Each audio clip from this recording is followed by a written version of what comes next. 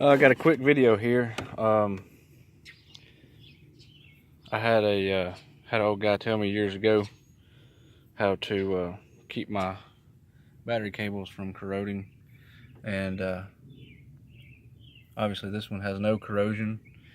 But we just bought this car a couple months ago, and it's just now time for its first oil change, and got it all changed and putting the last bit of oil in. And anyway, the old man told me to every time I change my oil, just basically take the funnel, or you can use a bottle or whatever, and just put a little oil just right there on top of your terminal posts, and it just keeps it saturated.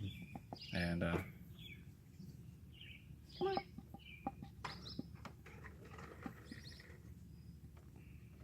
doesn't take a whole lot, especially if you do it every time you change your oil. But anyway, every time you change your oil, just add a little bit of oil that off your funnel, or however you want to do it. You'll never have any corrosion.